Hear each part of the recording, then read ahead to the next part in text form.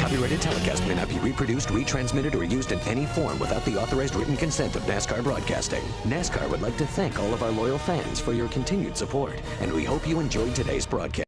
Car number 19, Rick Link has a flat right front tire. He's one of the drivers that got in on a provisional. He's going very slowly down into turn one. There you can see the right front tire is flat on this car. Yeah, he's a driver from Jacksonville, Florida. He's an operations man for Outback Steakhouses up in Jacksonville, Florida, and likes to get involved in racing.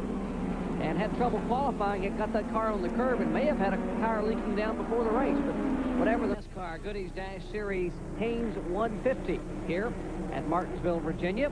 Under caution for the first time today. Incident just moments ago by this young driver. The color is familiar, the number is familiar, and yes, it is an Earnhardt, but it's Kerry Earnhardt, 23-year-old son of Dale. Here's what happened just moments ago.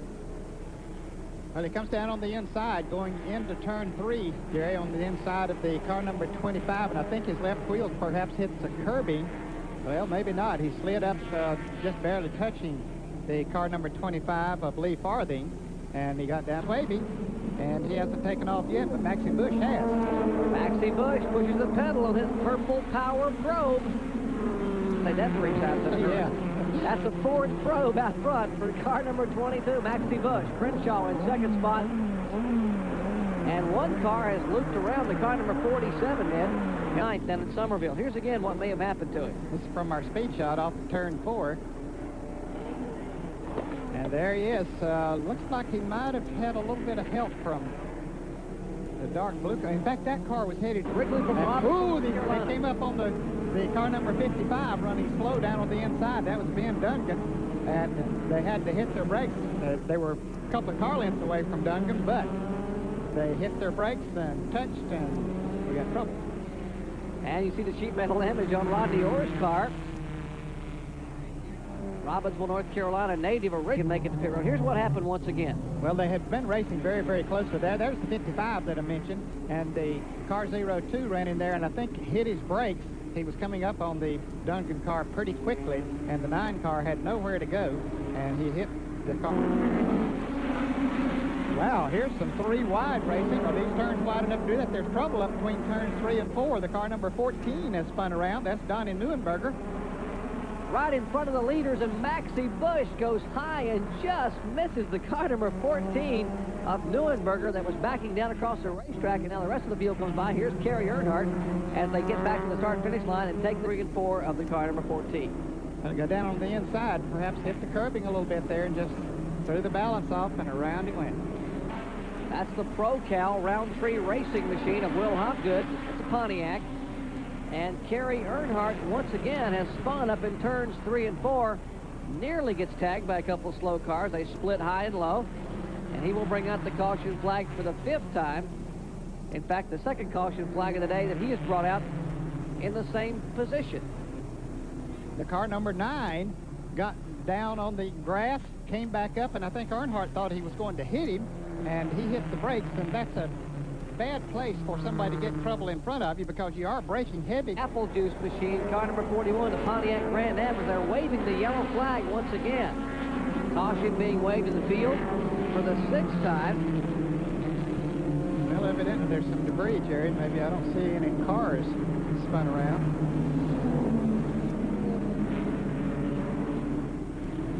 And the car number 26 apparently has erupted an engine. Danny Schnell bringing out the caution flag. Has to stop under green.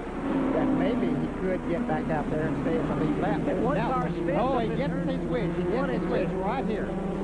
And this fellow who might, well, he had gone a lap down. Maxie Bush, who had been leading this race earlier, spins down on the grass. And so the caution will be out. Break for the leader, Mickey York. He'll get to make that pit stop under caution. Maxie Bush loops it around down in turns 1 and 2, has the car stalled up on the grass. You're riding aboard the car of Ernest Winslow. It's fun again down on the inside of the racetrack. I saw York slow down, and all of a sudden Crenshaw was up there on him, but I see why now.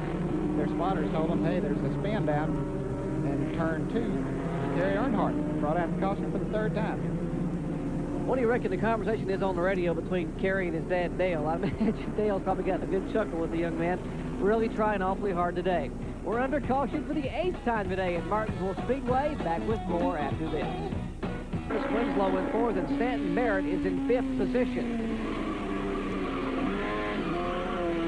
Whoa, hello, wall. He's looking fighting that steering wheel. He went very high in the turn, lost another position as the car number 12 of Stanton Barrett went around the Winslow car. It's amazing he can just hold on to that race car. You see it slipping and sliding in the corners. Talking about Ernest Winslow in the car number 68.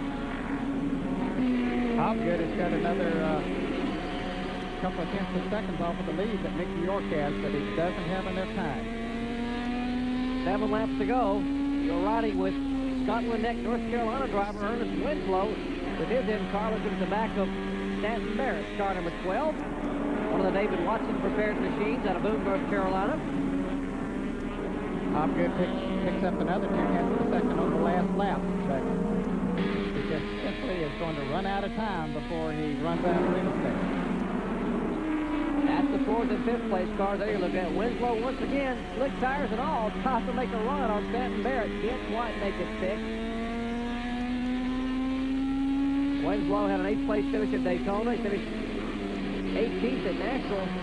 He was leading when he blew an engine up there. Mike Swain went on to win by a couple of laps.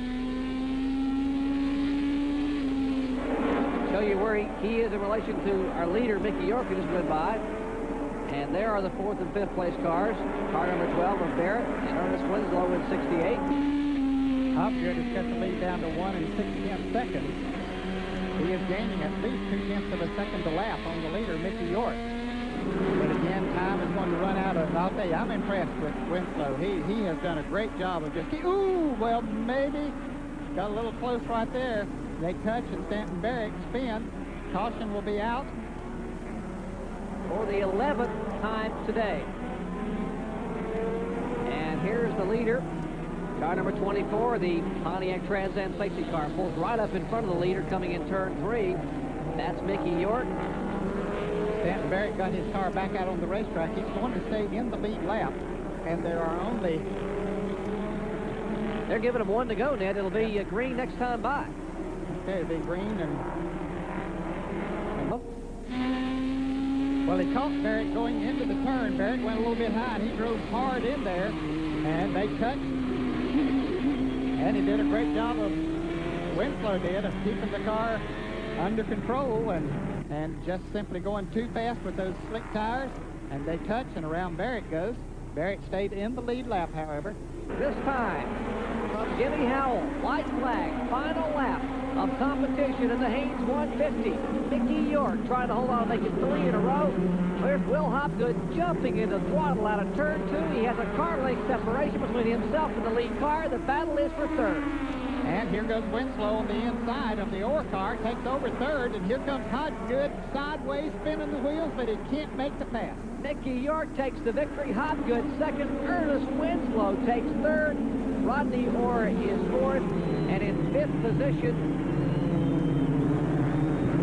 would be the car number 25, I believe, of Lee Farthing. Lee Farthing is in 5th.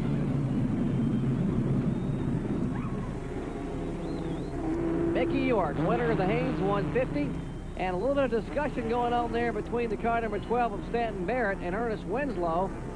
Ernest Winslow and Barrett coming together with a couple laps to go, and Barrett's car, who was running in 4th position, ends up spinning. Winslow will take the position. He ends up finishing in 3rd position.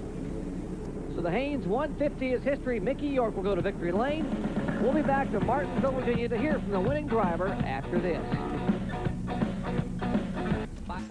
This copyrighted telecast may not be reproduced, retransmitted, or used in any form without the authorized written consent of NASCAR Broadcasting. NASCAR would like to thank all of our loyal fans for your continued support, and we hope you enjoyed today's broadcast.